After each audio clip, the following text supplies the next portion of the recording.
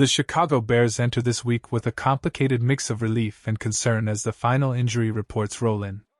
One of the most anticipated games of the season, Bears vs. Packers, now has a completely different tone, because Chicago will step onto the field missing two important starters, but also welcoming back two major defensive pieces at the same time. The biggest blow on the offensive side comes with the loss of wide receiver Rome Odunze, who will be sidelined due to a lingering foot and heel issue. He flashed early this season with explosive plays down the field, earning a reputation as a rising star in this offense. Even with recent quiet weeks, much of that was due to the Bears spreading the ball around more creatively, not a drop-off in talent. His absence will absolutely be felt. Even more concerning is the loss of starting corner Tyrique Stevenson, who suffered a hip injury. Stevenson began the year shaky but transformed into a legitimate high-impact defender, especially after stepping into the CB1 role when Jaylon Johnson missed time. Opposing quarterbacks stopped targeting him as frequently, a sign of respect for his physicality, instincts, and ball skills. Losing him is a significant hit to Chicago's secondary depth in a rivalry game where Green Bay loves attacking mismatches. Along with Odunze and Stevenson, interior defender Ruben Hippolyte will also miss the matchup while dealing with the shoulder injury sustained against the Steelers. Although he practiced in limited fashion late in the week, the Bears are choosing caution. Yet, despite these setbacks, there is real optimism. Several key starters have been cleared to play, a much better outcome than recent weeks. Among the returning players are Justin Jones, Billings, Edwards, Monungai, Dominique Robinson, Joe Thuney, and several rotational defenders. For a Bears team that has been hammered by injuries in the front seven, this report is almost a relief. But make no mistake, losing Odunze and Stevenson hurts. Chicago now enters this matchup with a mix of urgency and opportunity. Urgency due to missing two high-impact starters, and opportunity because young players now get the spotlight. One of those young players is set to have a defining moment, Luther Burden III. With Odunze out, the rookie wideout out of Missouri is expected to see a major spike in targets. Burden has been vocal from the moment he was drafted. He wants to prove every team that passed on him made a mistake. Many did so multiple times, including Green Bay, who opted for a different receiver who hasn't come close to matching Burden's production. Burden now enters this game with 26 receptions on 34 targets, a strong 12.6 yards per catch, and a growing role in Ben Johnson's offense. His explosiveness, strength after the catch, and ability to line up anywhere give Chicago a chance to keep pressure on the Packers' defense even without Odunze. The trio of DJ Moore, Burden, and Olamide Zakos will be counted on heavily. Add in the tight end group, which will need to be more involved, and Chicago still has enough weapons to make noise. But there's no denying Odunze's absence changes the structure of this game. On defense, Stevenson's loss also forces major adjustments. Chicago still has depth, including Jaylon Johnson, Kyler Gordon, Nan Wright, and the versatile C.J. Gardner-Johnson, who continues to be a tone-setter in the back end. But Stevenson brought swagger, talk, and aggression, qualities that matter in rivalry games. This rivalry demands grit, and losing a physical corner like Stevenson makes the defensive game plan more challenging. But the Bears aren't the only team dealing with a bruised lineup. In the middle of all the tough injury news, Chicago received two massive boosts that will absolutely influence Sunday's matchup. Linebackers T.J. Edwards and Noah Sewell are officially back. This is enormous. The Bears' linebacker room has been running thin for weeks.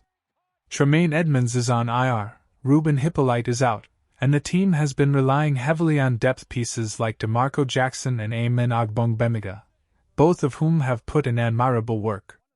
But this defense was built around its starting core, and getting two of those starters back restores balance immediately. T.J. Edwards returns after dealing with hamstring and hand issues, the latter requiring surgery. He may be wearing a protective club, but even at less than 100%, Edwards is one of Chicago's most reliable defenders. He has already stacked up 129 total tackles this season, including 12 tackles for loss, 4 sacks, an interception, and 2 fumble recoveries. His instincts in the run game are elite, and his presence is exactly what Chicago needs when facing a running back as powerful as Josh Jacobs. Right beside him will be Noah Sewell, the young linebacker who has taken a noticeable step forward this season. Sewell's blend of size, speed, and improved discipline has made him one of the more pleasant surprises on the defense. With 55 tackles and growing confidence under defensive coordinator Dennis Allen, Sewell's return gives Chicago two downhill, physical linebackers ready to combat Green Bay's rushing attack. The depth behind them, Jackson and Amen, proved capable, but Edwards and Sewell elevate the entire front seven. Chicago's defensive identity relies on discipline, tackling, and gap control, and these two provide exactly that. Meanwhile, the Packers' side of the report brings even more intrigue. Multiple starters did not participate in Friday's practice, including Javon Bullard, S. Savion Williams, WR, Lukas Van Ness, DL, Devonte Wyatt, DL. These aren't small names. Bullard is a Swiss Army knife safety who plays with similar versatility to Chicago's Kyler Gordon.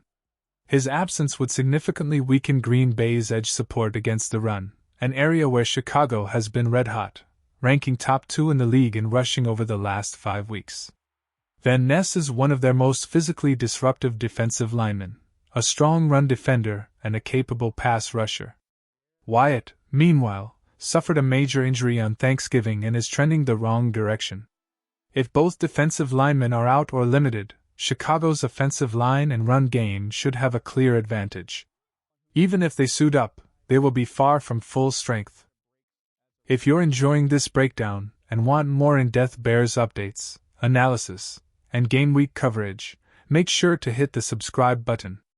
We're building a strong Chicago community here, and every subscriber helps push out more content, bigger breakdowns, and deeper film reviews. Tap subscribe now so you never miss a Bears update, especially during rivalry week. Back to the on-field implications. The Packers' defensive weakness now lines up directly with Chicago's greatest offensive strength. The Bears rank among the best rushing teams in the entire league, and if Green Bay is missing its primary run stoppers, Chicago's offense could dictate the pace early and often. Everything, absolutely everything, points to the Bears having a major advantage in the trenches if those Packers defenders remain unavailable. As kickoff approaches, the injury picture tells us one clear story. Both teams are wounded, but Chicago's strengths align perfectly with Green Bay's weaknesses. Let's break down the major takeaways. 1.